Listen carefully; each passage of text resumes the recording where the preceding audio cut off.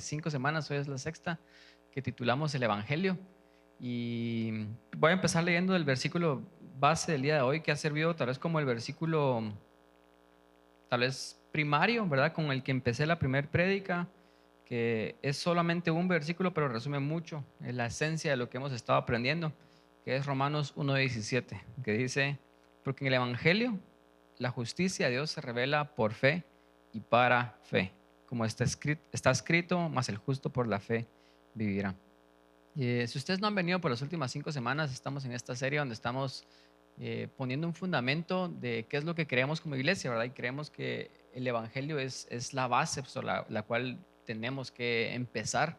Y hemos estado aprendiendo esto, que es el Evangelio. Es una palabra que parece como bien cristiana, ¿verdad? Si estamos acostumbrados a venir a la iglesia y el Evangelio, pero realmente en su etimología lo que vimos es que el Evangelio son buenas noticias. Entonces el Evangelio, lo que vimos en su definición, ¿verdad? Porque es una noticia, eso significa que el Evangelio es algo que alguien hizo por nosotros, es un evento histórico, no es algo que nosotros hacemos, no tiene nada que ver con una filosofía, ¿verdad? La religión, por ejemplo, es hacer algo, ¿verdad? Cuando decimos yo tengo una religión, estamos diciendo que estamos en un sistema en donde hacemos algo para obtener algo. Pero el Evangelio es algo que alguien hizo por nosotros, ¿verdad? Entonces eso fue lo que definimos la primera semana. El Evangelio son buenas noticias. ¿Y qué buenas noticias específicamente? Las buenas noticias se comunican el mensaje de salvación de Dios al mundo, o sea, que Jesús vino e hizo todas estas cosas por nosotros. Después vimos qué no es el Evangelio, ¿verdad? Y para refutar, para seguir dándole duro, vimos que el Evangelio no es algo que nosotros hacemos, porque las noticias no tienen nada que ver con algo que nosotros seguimos, ¿verdad? Con algo que nosotros hacemos, sino la noticia es algo que ya pasó, ¿verdad? Ahorita estamos en un momento de muchas noticias alrededor del mundo, y las noticias simple y sencillamente pasan, y nosotros lo único que podemos hacer a las noticias es reaccionar a las noticias, no es algo que nosotros hacemos. Y algo así es la respuesta correcta al Evangelio, que es lo que vimos de cómo recibimos el Evangelio. Estamos reaccionando a la noticia de que Jesús vino e hizo estas cosas. ¿Y cómo es la reacción o cómo recibimos eso? Es fe, ¿verdad? Lo creemos, es lo que acabamos de leer en Romanos, ¿verdad? El Evangelio se revela por fe y para fe. Y vimos que fe tiene dos lados, ¿verdad? Es como una moneda que tiene dos caras, ¿verdad? De un lado está el arrepentimiento y del otro lado está la fe. Es lo mismo, pero al mismo tiempo no es lo mismo y van juntas. Y arrepentimiento básicamente es ese cambio de mentalidad, es como reaccionar y decir, yo antes creía esto y ahora no tengo, y esto no es cierto, ¿verdad? Entonces es como reaccionar a la mentira y dejarla para creer la verdad. No sé si a ustedes les ha pasado que tal vez alguien vino y les dio un pedazo de conocimiento que ustedes no sabían, ustedes ignoraban, ustedes pensaban que la vida era así, pero alguien les dijo, hey, ¿por qué haces eso? Y ustedes dijeron, porque así se hacen las cosas, ¿verdad? Esa es la manera en la que se tiene que vivir. Y esta persona viene y les dice a ustedes, no, ¿verdad? Y les sacó datos y les sacó información y les dijo, mira, está comprobado científicamente que si haces esto, etcétera. Entonces, cuando te dieron información, tú reaccionaste y dijiste, tiene sentido. Yo toda la vida lo he hecho así porque me dijeron que así era, pero ahora me doy cuenta que no. Eso es el concepto de arrepentimiento. Es como reaccionar a lo que estamos haciendo frente a nueva información y decir, no tengo por qué seguir viviendo así, no tengo por qué seguir haciendo estas cosas. Y obviamente eso de cambiar de mentalidad es dejar de creer las mentiras y después fe es creer la verdad, es venir y decir, bueno, creo que esto es cierto, la persona de Jesús sí es una persona verídica, que sí existió y al parecer, ¿verdad?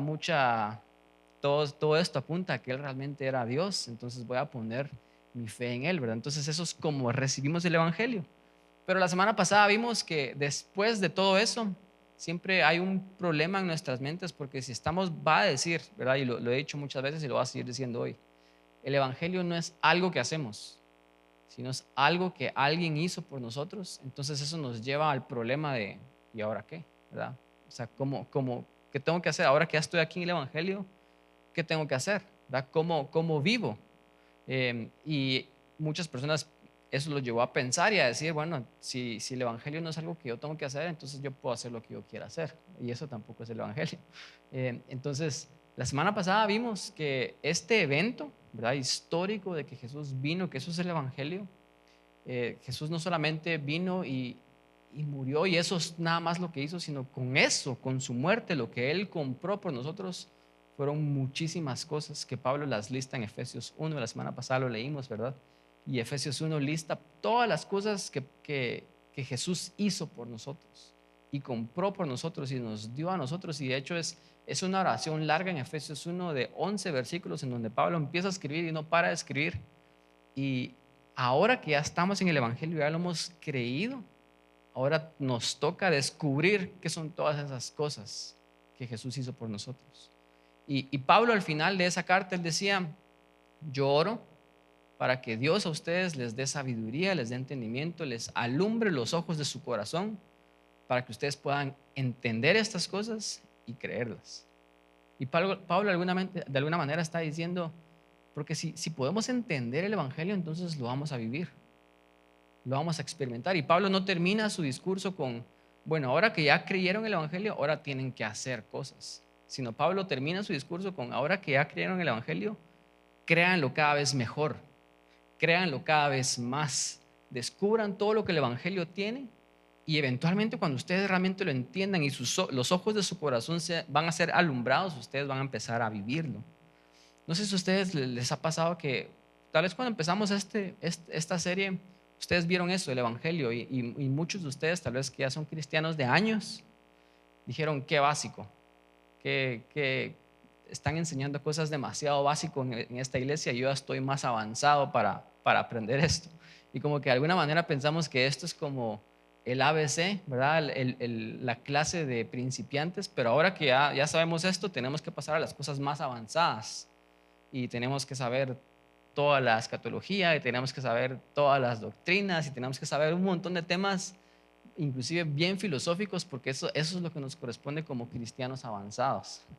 Pero Pablo de alguna manera también decía que el Evangelio no es como solamente el ABC, sino es todo, es de la A hasta la Z.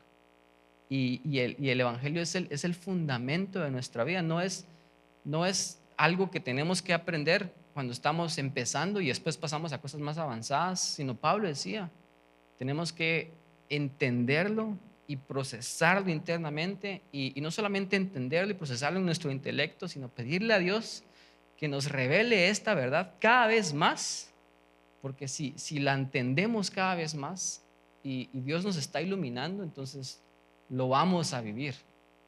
No se trata acerca de hacer, ¿verdad? Y eso es lo que vimos la semana pasada, es cómo empezamos a vivir el Evangelio.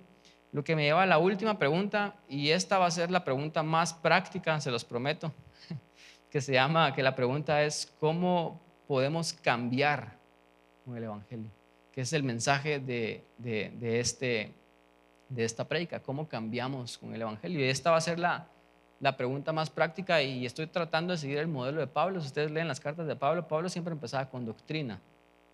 Y al final de las cartas él ya les decía exactamente qué tenían que hacer, pero era para que ellos no confundieran de que el Evangelio es algo que hacemos.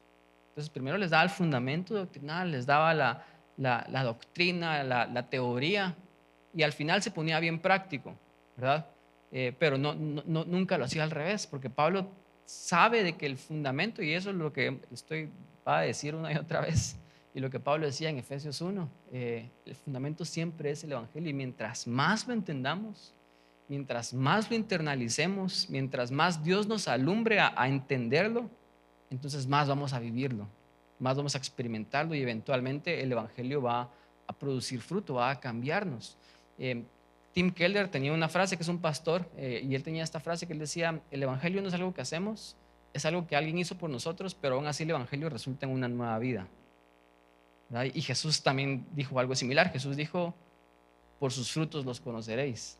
O sea, si ustedes realmente quieren conocer a alguien, eventualmente tienen que ver los frutos, pero los frutos son el resultado de una creencia, ¿verdad? Santiago, el hermano de Jesús, decía algo similar, ¿verdad? Ustedes pueden decirme que ustedes tienen fe, pero si ustedes no tienen obras, entonces yo voy a dudar mucho si ustedes tienen fe. De hecho, yo diría que ustedes tienen una fe que está muerta, decía Santiago. Como diciendo, el cambio, el fruto es realmente la evidencia de que nuestras creencias están bien. Pero no empezamos con el cambio, empezamos con las creencias, empezamos con la doctrina, ¿verdad? Entonces, por eso es que Pablo siempre sus cartas, los primeros capítulos, doctrina y al final se ponía práctico, y ahorita las primeras prédicas que di, que fueron casi 5, fueron pura doctrina, ¿verdad?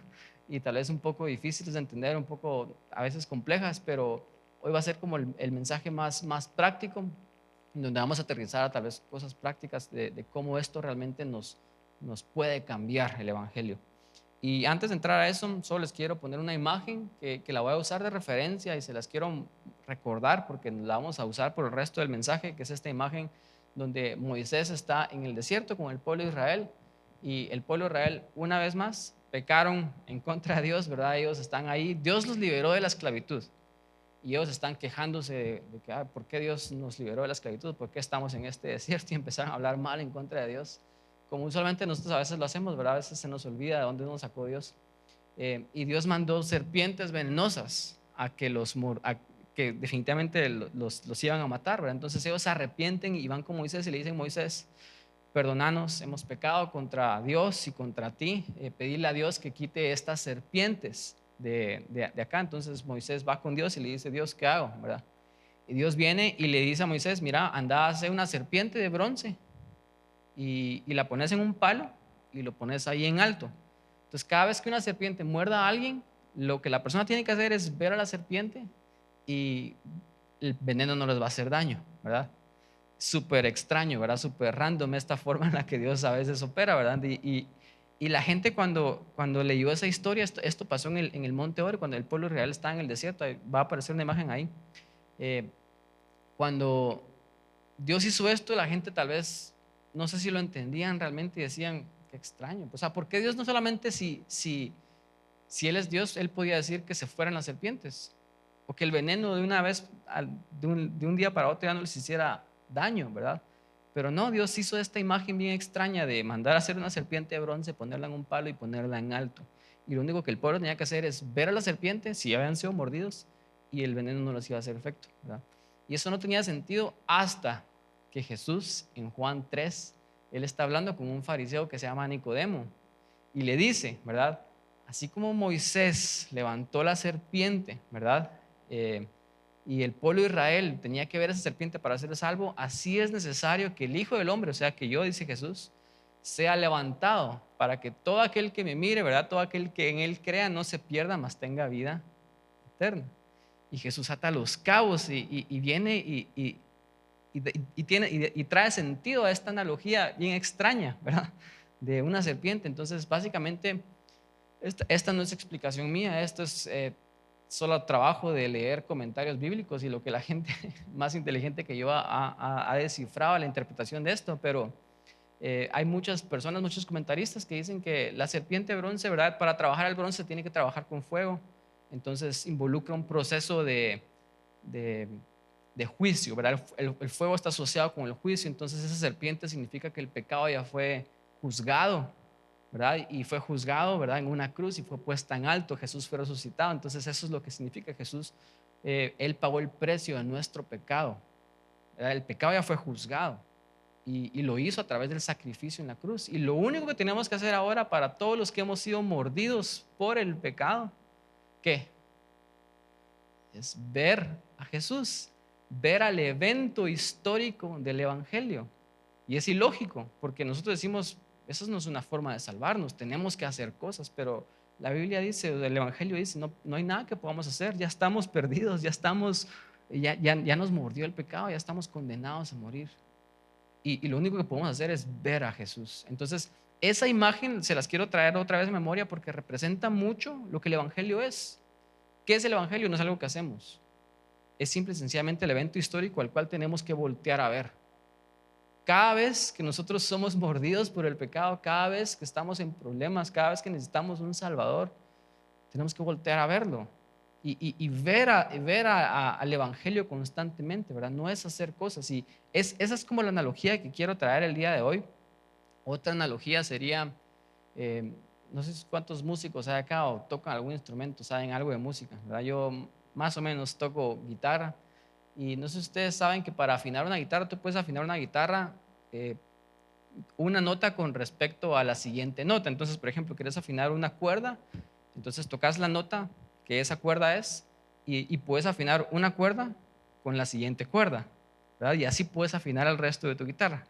Y podrías decir que esa es una forma de afinar. El problema es, ¿qué pasa si con la cuerda con la cual estás afinando, con la que empezás, está desafinada? Eso significa que aunque tu guitarra suene bien, está toda desafinada porque afinaste con una referencia que ya estaba desafinada. Entonces, podrías afinar tu guitarra con tu misma guitarra, pero si querés tener una afinación así exacta, necesitas un sonido fuera de tu guitarra para afinarla, ¿verdad? Necesitas un afinador. Hay personas que tienen oído absoluto, no estoy hablando de esa gente, ¿verdad? La gente normal necesita un sonido fuera de la guitarra para poder afinarla correctamente. Es como una orquesta, ¿verdad? Si un músico afina con respecto al otro músico, entonces todos van a estar desafinados porque necesitan un sonido al cual afinarse, necesitan un director, necesitan algo que ver que los una, que los guíe para que todo esté en armonía. Ese es el sentido que quiero transmitir de cómo tenemos que vivir a partir de este momento. O sea, la forma de vivir es constantemente ver al Evangelio, constantemente ver a lo que Jesús hizo por nosotros, porque en la vida nos vamos desafinando, ¿verdad? Y nos vamos desequilibrando y necesitamos balancearnos de vuelta al Evangelio, al ver a Jesús, al ver a lo que Él hizo por nosotros, al afinar nuestras vidas al sonido del Evangelio. Esa es como la analogía que quiero transmitir de cómo tenemos que vivir. Y antes de entrar, tengo 3 puntos, ¿verdad? Pero antes de entrar a esto, eh, lo que estoy diciendo, solo para seguir reforzando, es de que cómo no tenemos que cambiar. Esto no es acerca de hacer cosas, porque el Evangelio no es otro sistema, otra religión, ¿verdad? Porque decimos, yo antes creía en esta religión, pero ahora soy cristiano, ahora tengo otra religión. Y no entendés el cristianismo, la esencia del cristianismo, ¿verdad? Los judíos, ¿verdad? En la iglesia de Galacia, en las iglesias de Galacia, ellos tenían esta concepción, porque ellos decían, antes éramos judíos, pero ahora somos cristianos, entonces ahora tenemos que vivir la religión del cristianismo, y volvieron a hacer el cristianismo una religión. Y Pablo viene y les dice, no, o sea, están perdiendo el sentido, están perdiendo la esencia de lo que el cristianismo es. Ustedes están creyendo otro evangelio. Entonces, no es acerca para cambiar, no es acerca de esforzarnos o de tener mucha voluntad o mucha disciplina, porque eso es regresar nuevamente a un sistema humano. No sé si estoy transmitiendo mi punto. Entonces, y no sé si a ustedes les ha pasado que ustedes, ¿cuántos acá se han propuesto cambiar? Yo sé que todos, pero es fácil cambiar, es bien difícil. Usualmente cambiar puede producir 2 resultados. Si el cambio es a través de la pura fuerza de voluntad, a través de la pura disciplina, si logras cambiar, eso te va a hacer súper creído, ¿verdad? Vas a tener un gran complejo de superioridad, porque si tú ahora logras ser un poco diferente, un poco mejor, tú ahora vas a empezar a ver a otros como que no son nadie, ¿verdad? Yo soy bueno, ellos son malos, yo soy santo, ellos son pecadores, yo estoy bien, ellos están mal, y te empiezas a separar del resto porque de alguna manera tu fuerza de voluntad es mayor que la de muchos, y lograste hacer cosas que otros no pueden hacer, ¿verdad? Si tú sos, por ejemplo, muy disciplinado en tus finanzas, vas a ver de menos a la gente que no es disciplinada en sus finanzas. Si tú sos disciplinado en la forma en la que comes, en cómo te ejercitas, vas a ver de menos a la gente que no es tan disciplinada como tú. No sé si estoy transmitiendo el punto, ¿verdad? Entonces, esto realmente crea muchos problemas si realmente estás cambiando, pero la otra cosa es de que no todos cambiamos todo el tiempo, y a veces no sé cuántos de acá han tratado de cambiar solo para regresar a ser la persona que ustedes no quieren ser, y esto trae demasiada frustración y demasiada desesperanza. Y a veces como cristianos estamos, yo quiero cambiar, Dios, y tratamos de ser disciplinados y con pura fuerza de voluntad tratamos de cambiar, para solo eventualmente no funciona. ¿Y ahora qué hacemos? Muchos cristianos se dejan llevar por el pecado completamente y se vuelven el hijo pródigo, ¿verdad? Porque no puedo con esto y ni modo, ¿verdad? Esta es la vida. Entonces, eso es porque el cambio a veces ha sido por fuerza de voluntad, ha sido por disciplina, es tratar de cambiar otra vez por el sistema, por religión, y eso no es el Evangelio. Pero el Evangelio estamos viendo que sí trae cambios, sí produce una nueva vida, pero ¿cómo? ¿Cómo, verdad? Entonces, antes de entrar con los 3 puntos, perdón que estoy dando una gran introducción, pero antes de entrar con los 3 puntos, van a ser 3 puntos que son como tal vez mi propósito con estos 3 puntos es darles una claridad mental, una estructura mental para que podamos cambiar la forma en la que estamos pensando, la forma en la que tenemos claridad de estas cosas y podemos creer estas cosas. Pero nuestra tentación va a ser que esos 3 puntos se conviertan en otra serie de reglas que tenemos que obedecer y que lo hagamos otra religión, ¿verdad? Porque eso es lo que hacemos como seres humanos. Y el punto de esos 3 puntos no es decirles a ustedes, esto tienen que hacer, porque eso sería contradecirme en todo lo que he estado diciendo en estas 6 prédicas, ¿verdad? El punto de esto es ayudarnos a pensar diferente, ayudarnos a creer mejor y ayudarnos a afinar nuestras vidas al Evangelio. Entonces, los puntos van a estar estructurados de ayudarnos a ver al Evangelio. Otra vez la analogía que les dije, ¿verdad? Si nuestras vidas se están desviando y estamos sonando afinados, tenemos que afinarnos al Evangelio. Tenemos que voltear a ver al Evangelio para poder ser salvos. Entonces es acerca de creer, es acerca de pensar. Yo les conté la semana pasada, lo vuelvo a repetir porque hace muchos no vinieron, pero yo necesitaba lentes cuando era adolescente, ¿verdad? Probablemente desde los 12, 13 años yo ya sabía que necesitaba lentes, pero no les dije nada a mis papás. Hasta los 16 años me pusieron lentes y cuando me pusieron lentes tenía 250 astigmatismo y 250 de miopía en cada ojo. Entonces yo no miraba, yo sí necesitaba lentes y cuando me pusieron esos lentes, yo vi todo en HD. Y yo no podía creer cómo, yo dije, así miran todos, ¿verdad? Así es como se supone que tenés que ver, ¿verdad? Porque yo no podía ver, yo miraba todo borroso. Y esas son nuestras vidas antes. Nosotros de repente pensamos que esta es la manera normal de vivir, pero no es hasta que vemos al Evangelio todo el tiempo y nos ponemos los lentes que realmente podemos ver la vida como verdaderamente es. Entonces, eso tenemos que hacer. Tenemos que ponernos los lentes del Evangelio y ver cada área de nuestras vidas bajo esos lentes del Evangelio. Entonces, la pregunta va a ser, ¿cómo podemos cambiar, verdad? Y parte de la respuesta es, tenemos que ver al Evangelio, pero tenemos que ver en diferentes direcciones y ahí te va a tener sentido, ¿verdad? El punto número 1 es de que primero tenemos que mirar adentro. Y ahorita voy a aclarar esto, ¿verdad? Porque man, así no acá, no tenés que ver a Jesús, no te tenés que ver a ti. O sea, ese no es mi punto, pero solo déjenme elaborar. Y cuando yo digo mira adentro, estoy diciendo tenemos que aprender a diagnosticar bajo el lente del Evangelio nuestra condición. Y no solamente tratar de corregir el problema, las acciones directamente, sino realmente diagnosticar qué está pasando dentro de nosotros. Y para diagnosticar tenemos básicamente que primero conocer la verdad. Porque ¿cómo vas a saber tú qué está bien y qué no está bien, qué es verdad y qué es mentira, si no sabes la verdad? Entonces, para hacer un buen diagnóstico de qué está pasando en tu corazón, tenés que ver la verdad, tenés que ver el Evangelio, tenés que ver la palabra. Y la palabra sirve como un espejo sobre el cual yo me comparo y me hace ver realmente cuál es mi verdadera condición. Entonces, no nunca nos vamos a poder nosotros llegar a conocer, llegar a diagnosticar, si nosotros somos ignorantes de la verdad, de la palabra de Dios.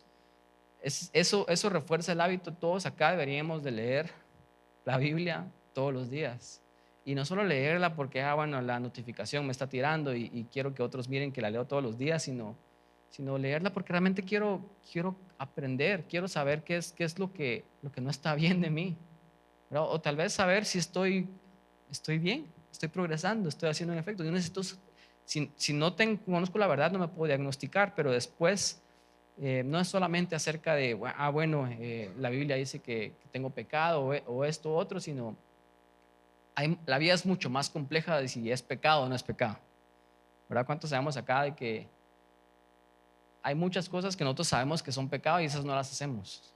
Pero hay otras cosas, áreas grises, donde la Biblia no dice si es pecado o no, entonces decimos, la Biblia no dice nada, entonces tengo pase libre, ¿verdad? Pero tú dentro de ti tal vez sabes que no está bien lo que estás haciendo. Por ejemplo, la Biblia nunca habla acerca de fumar, ¿verdad? Entonces tú puedes hacer un argumento de que consumir drogas y fumar no es pecado, ¿verdad? Podrías hacer un argumento a través de las palabras porque la Biblia no dice muchas cosas.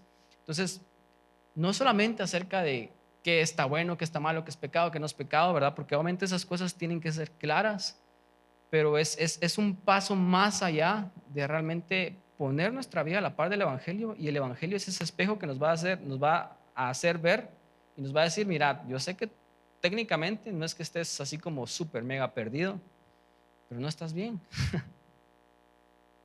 Eso no es lo que yo quiero para ti, ¿verdad? A eso me refiero, ¿verdad? El Evangelio realmente nos da un estándar más alto de lo que Dios quiere para nosotros.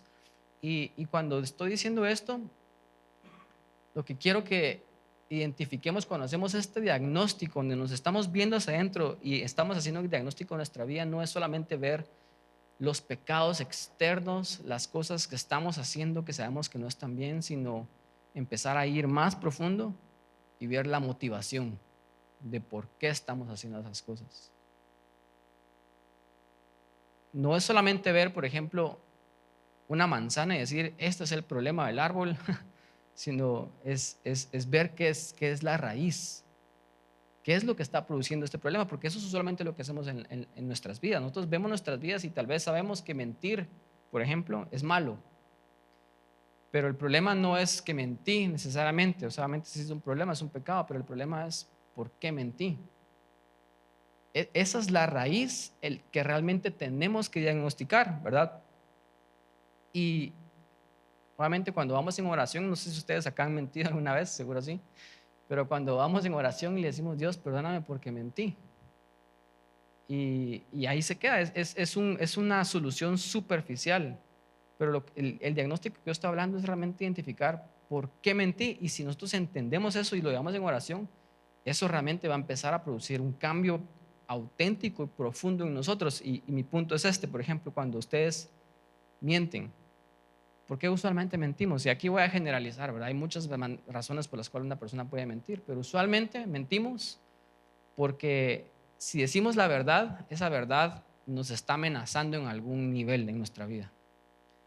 Entonces mentimos para protegernos por miedo a perder algo, ¿verdad? Y decimos que si digo la verdad, puedo perder mi trabajo, o puedo perder esta relación, o puedo cualquier cosa, lo que sea que estemos protegiendo. Entonces estamos mintiendo por miedo. Y si nos empezamos a preguntar, no solamente acerca de, ¿es pecado la mentira? Claramente es pecado la mentira. ¿Es bueno, es malo? Claramente es malo, pero el problema, ¿verdad?, superficial de diagnosticarnos con el Evangelio es, ¿por qué estoy mintiendo? Y si yo llego a esas respuestas y digo, Dios, ilumíname a entender por qué estoy mintiendo, y el Espíritu Santo te ilumina y te dice, estás mintiendo porque tenés miedo a perder esto. Entonces tú vas delante de Dios y ya no solo es, Dios, perdóname por mentir, sino es, Dios, perdóname porque estoy tratando de aferrarme a esto, incluso a expensas de ti. Estoy mintiendo, ¿verdad?, para no perder esto porque tengo miedo a perderlo, pero te estoy perdiendo a ti porque me estoy alejando de ti cuando yo peco. No sé si entienden el punto. Entonces el Evangelio es hacer un diagnóstico realmente profundo, interno, ¿verdad? Otro ejemplo podría ser el problema tal vez de el enojo, ¿verdad? Estoy nada más seleccionando cosas que yo creo que son fáciles no estoy tirándole a nadie, no es porque vi a alguien enojado aquí esta semana y le estoy, de alguna manera, tal vez son cosas que con las cuales yo a veces lucho o entiendo, no sé. Pero ¿cuántos de acá saben que ustedes tienen un problema de enojo? Porque ustedes pasaron una situación con alguien y ustedes reaccionaron como saben que ustedes no tenían que reaccionar. Ustedes se enojaron tanto, ustedes gritaron, ustedes insultaron, pero ustedes inclusive agredieron a alguien físicamente. Y ustedes después solamente se sienten avergonzados por ese enojo. Entonces ustedes claramente tienen un problema de enojo, y eso no es lo obvio, ¿verdad? Entonces ustedes, si lo dejan en el nivel superficial, ustedes van con Dios y le piden, Dios, perdóname porque me enojé, ¿verdad? Pero la pregunta es, ¿por qué te enojaste? ¿Qué fue lo que hizo que reaccionaras de esa manera? Entonces esa respuesta nos puede llevar por muchísimos lados, ¿verdad? Tal vez parte de la respuesta puede ser, me enojé porque me cae mal cuando no puedo controlar las cosas. Entonces el problema, tal vez el enojo es el fruto, pero el problema es que querés controlar todo, querés tener control de tu vida. Y el Evangelio te dice, tú no sos Dios, tú estabas tan perdido que no puedes controlar tu vida, tú nunca vas a ser Dios. Entonces ahora en tu oración con Dios no vas y solamente le pedís perdón a Dios por tu enojo, sino vas y le y le dices a Dios, empezás a rendirle el control. Dios, yo quiero tomar control de mi vida y por eso me enojé, pero tú tienes el control de mi vida. Y en vez de solo pedir perdón por el pecado, estoy rindiendo la motivación, que es el verdadero problema, porque si solo pido perdón, Dios me perdona, pero voy a volver a enojarme. No sé si estoy transmitiendo mi punto. Y así nos podemos ir por una gran lista de pecados que todos sabemos que son cosas que no están bien en nuestras vidas, pero nuevamente lo que estoy diciendo es que tenemos que diagnosticar nuestras vidas con el Evangelio. Y para diagnosticar nuestras vidas con el Evangelio necesitamos vernos frente a la palabra, saber la verdad, definitivamente empieza por ahí, pero después, una vez sabemos qué son las cosas que no están bien en nosotros, no quedarnos en el nivel superficial, sino irnos al nivel profundo y preguntarnos, ¿por qué? ¿Por qué hice esto? ¿Verdad? Esa es la verdadera cosa de la cual nos tenemos que arrepentir y llevar a Dios en oración. ¿Verdad? Todos sabemos acá, por ejemplo, que eso es pecado, pero el problema es por qué lo sigo haciendo, por qué lo hice. ¿Verdad? Y si llevamos eso a Dios, usualmente nos va a llevar a rendir cosas, a soltar cosas, no sé, tal vez un problema de un vacío, lo hicimos porque nos sentimos vacíos. Entonces Dios no es nuestro Dios porque no estamos yendo a Él para que nos consuele y nos llene, sino estamos yendo a otros ídolos, a otras cosas. ¿Verdad? Ese es el punto que estoy transmitiendo. Entonces, esa es una forma práctica de aplicar el Evangelio a nuestras vidas. Primero vemos nuestras vidas y nos diagnosticamos correctamente con el Evangelio. Punto número 2, después vemos arriba, después vemos a Dios. Y es solo una forma de elaborar, ¿verdad? Lo que estoy diciendo no necesariamente va a ser en este orden, pero otra cosa podría ser ver a Dios, oír a Dios, pero a través del nuevo entendimiento que tenemos del Evangelio, no el entendimiento religioso con el cual antes íbamos a Dios. Y el ejemplo que quiero poner acá es, lo mencioné hace un par de prédicas, todos se recuerdan o han escuchado la parábola del hijo pródigo. Yo la mencioné, para los que no saben, la parábola del hijo pródigo es acerca de dos hijos que tienen un buen padre, pero ambos hijos están perdidos, ¿verdad? Un hijo se pierde de la manera obvia en la que todos se pierden, que se va lejos y mujeres y vicios y todo lo que nosotros sabemos que es perdición, pero el otro hijo se queda en la casa y él también está lejos del padre porque él no tiene una relación con el padre, él es muy orgulloso, se siente superior y la forma en la que él se pierde es a través de las reglas. Entonces son dos hijos perdidos, ambos están lejos del padre y este es un buen ejemplo para saber cómo no ir a Dios. Cuando vamos a Dios con religión, usualmente vamos a Dios como trabajadores y no como hijos. ¿Cómo se mira eso, verdad? Por ejemplo, en la vida del hijo menor, el hijo menor iba a Dios, perdóname, soy una basura, soy lo peor, ¿verdad? Obviamente que sí era cierto porque él había hecho todas estas cosas, pero le dice, hazme uno de tus jornaleros. ¿Qué está diciendo ahí el menor? Está diciendo, si me perdonas, te prometo que voy a cambiar y voy a vivir para ti y voy a trabajar mucho para ti. ¿Cuántos de nosotros hemos ido a Dios haciéndole este tipo de negociaciones? Dios, te prometo que si me sacas de esta, voy a vivir para ti, ¿verdad? Me voy a dedicar para ti, voy a hacer esto, voy a hacer lo otro, y levantamos nuestra mano al cielo y le hacemos tantas promesas a Dios. ¿Qué estamos haciendo ahí? Estamos negociando con Dios. Porque no nos vemos como hijos, nos vemos como trabajadores. El hijo mayor también estaba negociando con el padre, pero del lado de superioridad. Tú me debes todas estas cosas a mí y nunca me las das. Yo he trabajado para ti y por eso tú me debes a mí. ¿Eso es una negociación o no? Solo que del lado de la superioridad. Entonces muchos a veces vamos con Dios de esos dos lados. Vamos, si hemos hecho cosas malas, vamos y le decimos, Dios, perdóname, te prometo que hoy sí voy a cambiar. Negociación. O Dios, te odio porque yo he sido muy buena persona y no me has bendecido como yo merezco ser bendecido. Negociación. Ambos no van al Padre como hijos, pero ¿cómo va alguien delante de Dios cuando sabe que es hijo? Si te equivocaste, igual vas con tu papá porque sabes que tu papá te va a amar, te va a aceptar, ¿verdad? Estamos hablando de papás. Bueno, yo sé que en el mundo hay papás que no son muy buenos, pero estamos hablando de padres buenos, ¿verdad? Dana me dice esto a cada rato y me dice, porque a veces escuchamos estas historias en internet de papás que abandonan a sus hijos. Y Dana me dice, ¿cómo puede ser un papá tan malo de abandonar a su hijo, ¿verdad? Porque su hijo hizo esto, hizo lo otro, ¿verdad? Tantos casos que yo he escuchado de gente que se equivocó en la vida y los papás, no te quiero ver nunca más, andate. Y Dana siempre dice, ¿cómo alguien puede ser así de duro de decirle que no a sus hijos? Yo sé que los hijos se equivocan, pero uno sigue siendo padre, ¿verdad? Y eso que Dana es un ser humano, ella no es tan buena como Dios. Pero Dios es la persona más amorosa del mundo. Entonces, si nos equivocamos y sabemos que Dios es nuestro Padre, ¿cómo podríamos ir como hijos? A pesar de que no lo merecemos, vamos y sabemos de que nuestro Padre nos va a restaurar. Entonces, ir a Dios a través del Evangelio es con esta mentalidad de hijos, no como trabajadores, no como personas que están negociando con Dios, sino personas que entran confiadamente. Hebreos 4:16 dice, acerquémonos pues confiadamente al trono de la gracia para alcanzar misericordia y dar gracia para el oportuno socorro. Acerquémonos pues, ¿cómo? Confiadamente. Tenés acceso, no porque lo merezcas, no tiene nada que ver contigo, es gracia, pero tenés acceso porque sos hijo.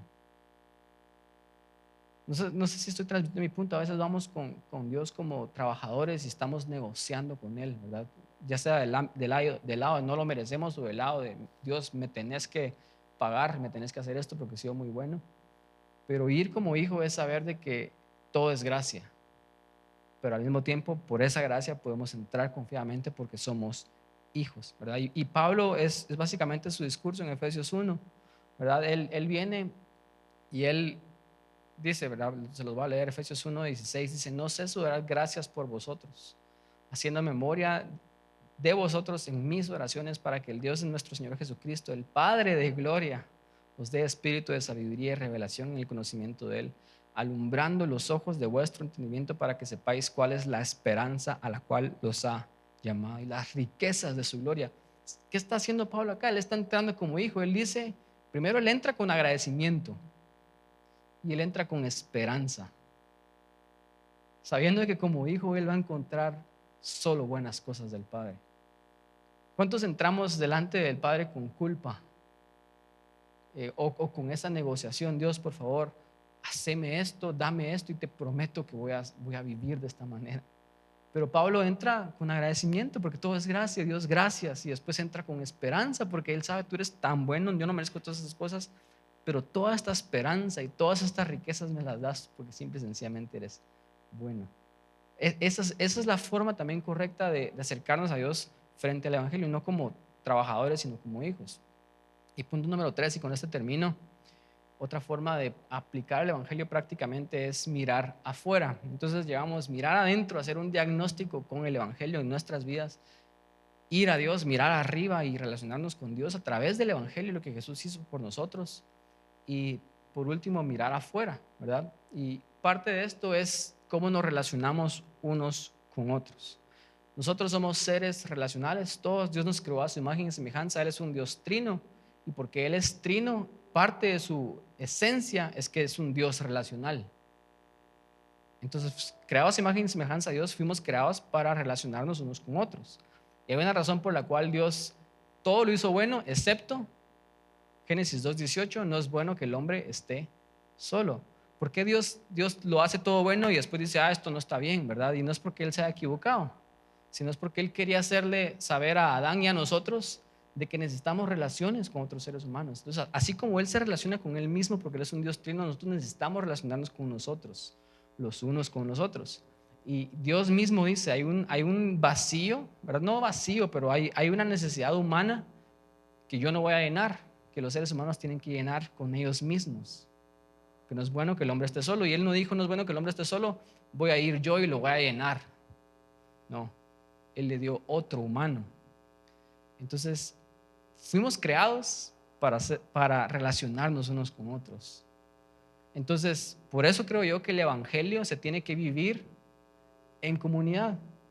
El Evangelio no se puede vivir aislado, solo. Todas las cosas que yo dije ahorita, cualquiera las puede tomar y decir, bueno, es mi relación con Dios y yo no creo en la iglesia, que la iglesia es esto, son un montón de hipócritas, entonces yo no necesito ir a la iglesia, yo estoy bien con mi relación con Dios. Cualquiera que dice eso no entiende el evangelio, no entiende nuestra naturaleza, ¿verdad? Como fuimos creados por Dios. Y si el evangelio es este regalo que Dios da a nosotros, es un regalo que tenemos que vivir juntos, no solo individualmente, ¿verdad? Todas estas analogías que vimos o que el evangelio da, somos una familia, somos un reino, somos una ciudad, somos una nación, somos un edificio, somos un cuerpo, todo esto es plural. Eso significa que tenemos que vivir el evangelio ¿cómo? En comunidad. Santiago 5:16 dice lo siguiente, es un versículo que escogí porque me parece muy acorde a lo que estamos hablando. Santiago 5:16 dice, escuchen, confesaos vuestras ofensas unos a otros y orad unos por otros para que seáis ¿qué? Sanados. La oración eficaz del justo puede mucho. Saben que la Biblia dice, el Evangelio dice que tenemos que confesar nuestros pecados delante de Dios. Eso es claramente el arrepentimiento, es lo que hemos estado hablando. Pero acá Santiago dice que también tenemos que confesarnos los pecados los unos a los otros. Y decimos, o sea que, ¿por qué? ¿Verdad? Y no es confesar para recibir perdón, no estamos hablando de eso. Confesamos delante de Dios para ser perdonados con Dios, porque solo Él puede perdonar. Pero Santiago dice que confesamos los unos a los otros para que podamos, ¿qué? Sanar. Y esta palabra sanar en el original es curar, sanar, pero también significa hacer completo. También significa hacer algo libre de errores. Entonces, de alguna manera, una forma en la que nos hacemos completos es solamente en relación unos con otros. Y ahora que estamos en el evangelio, tenemos que aplicar ese evangelio relacionalmente. Y entonces vamos a estar completos. Y entonces vamos a estar libres de errores. Y entonces vamos a sanar. Antes de llevarlos a la parte más práctica de este punto, hay una paradoja del evangelio, ¿verdad? Y es un mensaje que siempre que el evangelio da, que son como dos cosas que parecen opuestas y distintas, y por eso es que confunde a muchas personas. ¿A cuánto les ha confundido mucho las cosas que yo he dicho en estas 5 prédicas, verdad? A veces me cuesta a mí también explicarlas porque todavía las estoy procesando, pero uno de los mensajes que más confunden es que el evangelio a veces parece paradójico, ¿verdad? Parece como decir dos cosas que son opuestas, que son contrarias, ¿verdad? Y una de las cosas que el evangelio te dice es que tú estás tan perdido, sos tan pecador, sos tan malo que no tenías esperanza. Y lo único que podía pasar es de que alguien viniera y te rescatara, porque tú nunca podrías llegar a Dios. Entonces ese mensaje es bien así como se siente a veces, es el que nos cuesta escuchar en el inicio, ¿verdad? Yo no soy tan bueno como yo creía, yo soy pecador, yo estoy tan perdido que yo no puedo llegar a Dios. Pero al mismo tiempo, el mensaje del evangelio es de que Jesús vino a buscarte porque sos tan amado por Él y sos tan valioso para Él que Él dio tu vida por ti. No sé si ustedes saben algo con respecto a la economía, pero el precio de algo lo determina lo que una persona está dispuesta a pagar por eso, ¿verdad? Yo puedo decir que estos tenis cuestan 10,000 quetzales, pero si nadie me paga 10,000 quetzales por los tenis, no valen 10,000 quetzales. Nuestro valor es que valemos la sangre de Dios mismo. Y ese también es parte del evangelio. Son dos mensajes opuestos. Estás tan perdido, sos tan pecador que no tienes esperanza, pero al mismo tiempo sos tan amado, sos tan valioso, porque Él vino a buscarte, Él se quitó su deidad y Él vino a morir por ti. Eso es lo que vales. Y estos dos mensajes del evangelio son los que sanan nuestra identidad, son los que nos sanan internamente y los que nos sanan en nuestra relación. Porque ahora que yo los aplico a mi vida y yo vengo y escucho lo que Santiago dice, por ejemplo, entonces yo puedo ir con otros y confesar mis pecados y abrirme y decirle, hey, miren, ustedes creían que yo soy una persona perfecta, yo sé que ustedes saben que no soy perfecto, pero esto es lo que he hecho. Y ustedes pueden ser completamente vulnerables y abrirse, porque eso ya no los define. Ustedes ya fueron perdonados. Ustedes ya sabían eso porque el evangelio se los dijo. Entonces ustedes pueden venir y abrirse y ser vulnerables. Y cuando nos podemos abrir y nos quitamos las cosas que tenemos, entonces podemos conectar unos con otros. Pero cuando nos seguimos cubriendo, No podemos conectar con otras personas. Si yo quiero tener una relación con alguien y yo sigo escondiéndome detrás de mi humor, detrás de mi éxito, detrás de mi religiosidad, yo nunca voy a poder tener una relación con nadie hasta que me dejo ver, hasta que dejo que otros me miren. Pero antes no podíamos porque nos cubríamos, porque necesitamos cubrirnos, porque sabemos que somos culpables. Pero el Evangelio nos permite decir la verdad de nosotros y no somos perfectos, pero no importa porque Dios murió por mí, yo soy amado por Él, Él me cubrió con su sangre. Entonces ahora puedo abrirme, yo ahora puedo inclusive recibir críticas y recibir corrección tal vez y no me va a ofender, ¿verdad? Antes no sé cuántos de ustedes les cae mal que les digan las cosas que son ciertas acerca de ustedes. Y si les cae mal y si les duele y si ustedes no se dejan y se ponen a la defensiva es porque aún se siguen aferrando a eso como su identidad. Pero en el Evangelio, si alguien habla mal de mí, si alguien dice que yo soy hipócrita, tiene razón, ¿va? Porque precisamente por eso necesito de Jesús.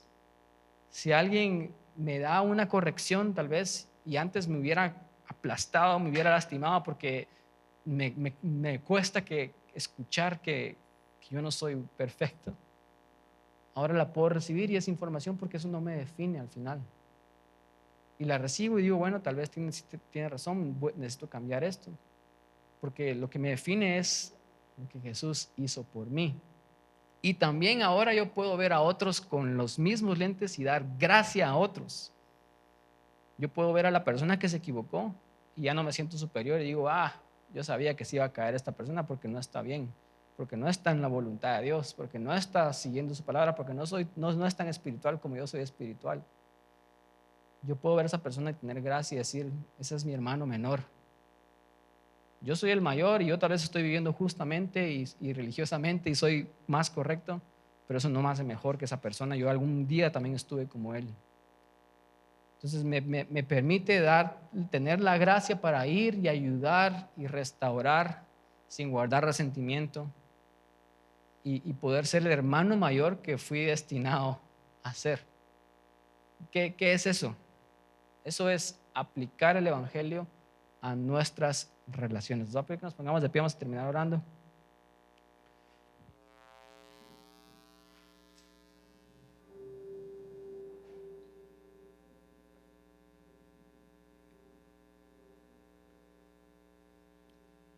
Básicamente lo que hemos estado diciendo y nuevamente para traer esta analogía de Moisés en el desierto, ¿cómo cambiamos con el Evangelio? Miremos al Evangelio constantemente. En cada área de nuestras vidas, ¿verdad? Hagamos un diagnóstico interno de cómo estamos a la luz del Evangelio, no lo que un psicólogo dice, no lo que una tendencia está pasando, sino lo que el Evangelio dice, ¿verdad? Ese es nuestro estándar bíblico. Entonces hagamos este diagnóstico y viendo al Evangelio, ¿qué dice el Evangelio quién soy? ¿Quién dice el Evangelio cómo tengo que vivir? Después vamos a Dios con el Evangelio, no como trabajadores a negociar, sino como hijos. Y después vamos a otros en las relaciones con el Evangelio, ¿verdad? Nos confesamos unos a otros porque necesitamos relacionarnos, pero me puedo abrir, puedo recibir crítica y no me molesta, ¿verdad? Yo no me ofendo y también puedo tener gracia para restaurar a los que necesitan gracia. Pero lo que sostiene todo esto es que el Evangelio. Por eso es que dijimos en el inicio, dije esto, el Evangelio no solamente es el inicio de una nueva vida, sino es como nuestro fundamento, es donde estamos parados. Es el centro a lo que tenemos que afinar nuestras vidas, a lo que tenemos que ver constantemente porque nos estamos desafinando y nos afinamos nuevamente al sonido del Evangelio y así es como cambiamos. Cerremos nuestros ojos, vamos a orar. Mientras estamos orando, tenemos un equipo de oración que va a orar también acá por ustedes. Si ustedes tienen una petición de oración, ustedes pueden pasar al frente ahorita y recibir oración por el equipo. Al final del servicio también se pueden quedar, pero oremos y decimos: gracias, Padre Santo, por lo que tú hiciste por nosotros. Y venimos, Dios, como hijos, confiadamente,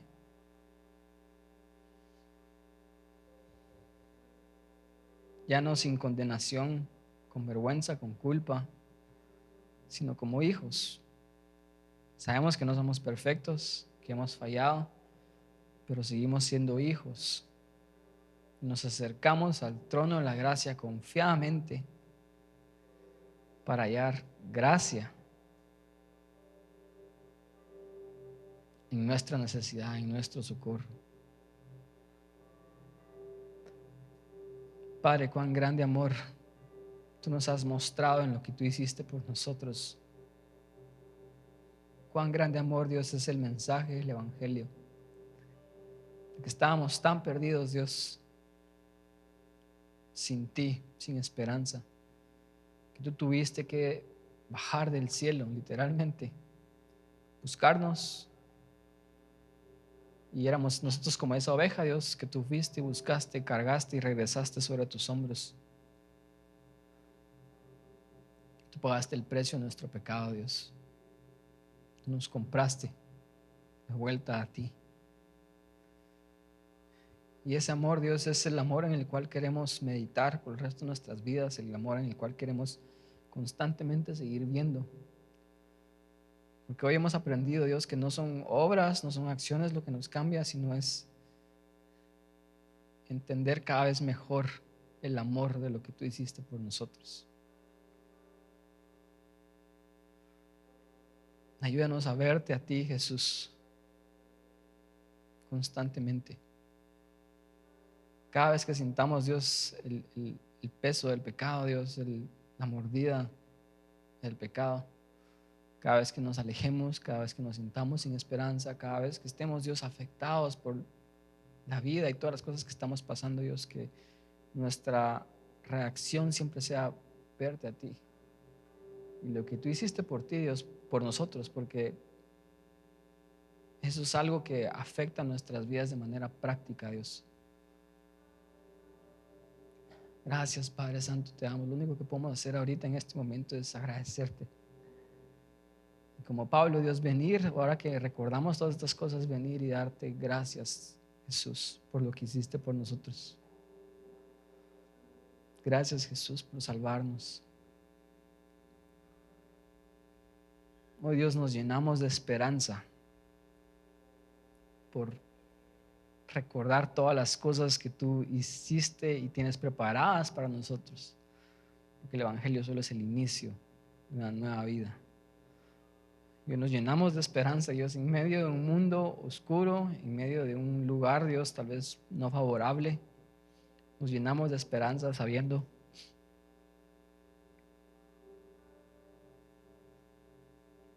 o recordando todas las cosas que tienes preparadas por nosotros, todas las riquezas de tu gloria, de nuestra herencia, el poder que actúa a favor de nosotros, que es el mismo poder que resucitó a Jesús de los muertos y lo sentó a la diestra del Padre, es el mismo poder al cual tenemos acceso, Dios.